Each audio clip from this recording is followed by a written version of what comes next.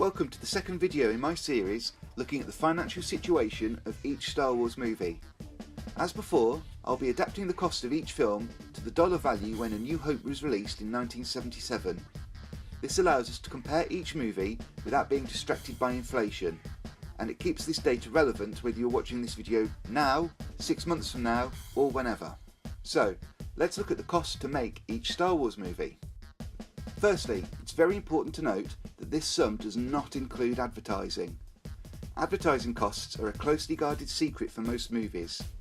As such, it's impossible to say for sure how much is spent on advertising for any particular film.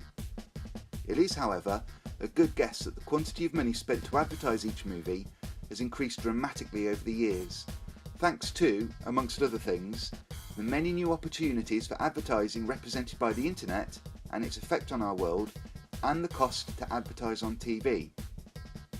TV is still currently the single highest cost for movie advertising. Solo in particular must have spent many millions on TV advertising alone. We know this because they showed their first TV advert during the Super Bowl, which is widely regarded as some of the most expensive TV advertising in the entire world. The Hollywood Reporter claims that some big budget movies now spend in excess of $200 million on advertising for some of their films. Unfortunately, we have no means of reliably estimating the advertising costs Lucasfilm and now Disney spend per movie, but you can bet it's going to be an astonishing amount. So, instead, we will focus our attention on the figures that we do have access to, the production costs of the Star Wars films. We will compare them to the amount of money each movie makes. Here is a list of the production costs for each Star Wars film. As with the previous video, I've adjusted each movie's costs back to their 1977 equivalent, so we can see how each movie performs. We can see A New Hope cost a mere $11 million to make. The next film cost a little under $17 million when adjusted to 1977 value. The final movie of the original trilogy cost $32.5 million in 1983. The 1977 value equates to $19,774,096.39. Now, the prequel trilogy had a fixed budget for each movie, $115 million. But this sum actually changed a little over the years due to inflation, so that the final movie in the prequel trilogy actually received less money than the second or the first. When we adjust for inflation, we see The Phantom Menace actually cost a little more than $41 million, Attack of the Clones less than $39 million, and Revenge of the Sith cost less than $36 million.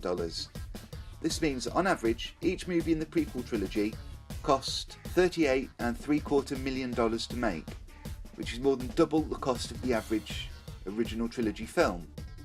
Next, we have the modern films.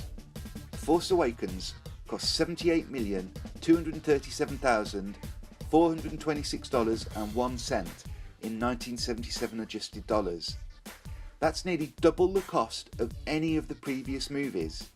Not only that, but it's actually tens of millions more than it cost to make the entire original trilogy, all spent to make one film. Rogue One cost just a little under $50.5 million in 1977 dollar value. And astonishingly, The Last Jedi cost more than $75.5 million in 1977 dollar value. Let's compile this data and look at how much it costs to make each trilogy. So, the cost to make each trilogy of movies has increased sharply every time. And the real question now is, has Disney been getting a decent return on their investment? I've also determined how much of a return on investment each movie has made.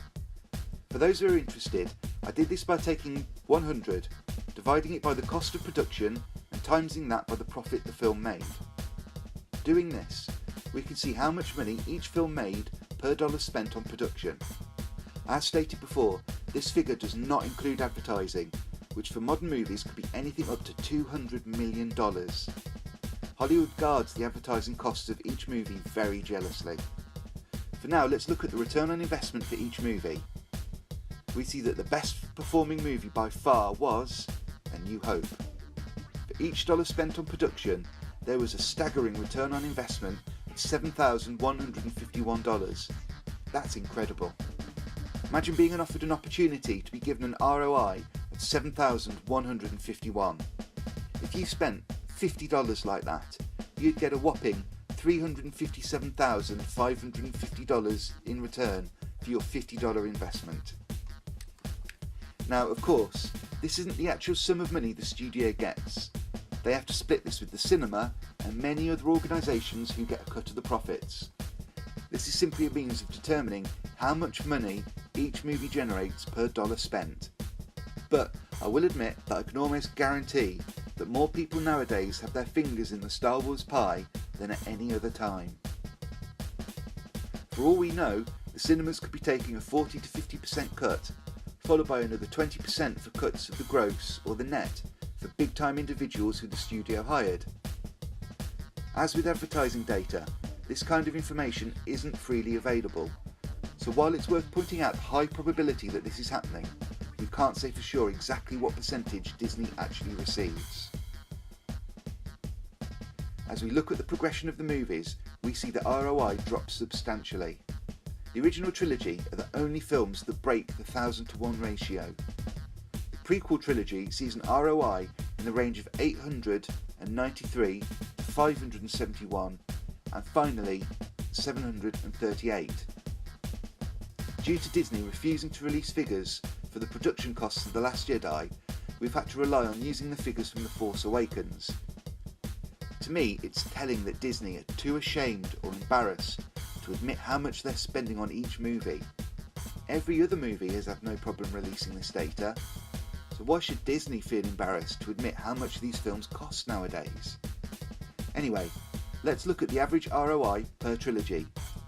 The original trilogy sees an impressive ROI of 3,745. The rightfully much maligned prequel trilogy has an average ROI of 734. And so far, the modern movies have an average ROI of 543.